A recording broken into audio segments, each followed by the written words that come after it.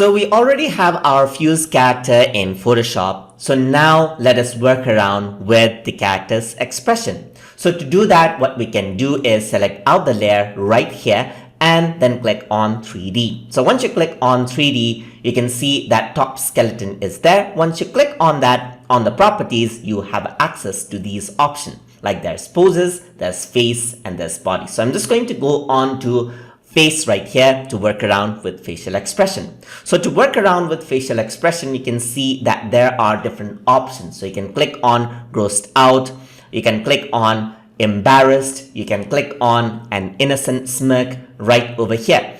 And then what happens is that the expression changes as you click on them. So these are the expressions, and once you click on the expression that you like, so I'm just going to go around and I want to have something like a smile. So I'm just going to go around. So let's say, for example, there's embarrassed, there's calm, there's cheeky smile. So I'm going to go around with this one. So once I select that, on the bottom hand side, you can see that there's strength, and their eyes and head options right here. So if I were to increase this out, I can increase the level of cheeky smile or decrease that out as well.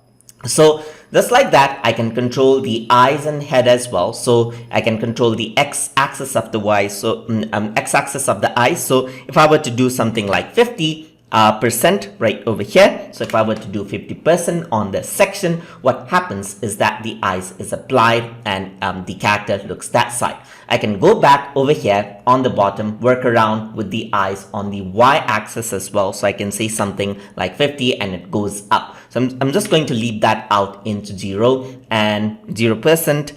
And then control this out right here. So I'm just going to go around onto the face, then I go out and just change this out into 20% right here. So once I do that, you can see that that is how it works.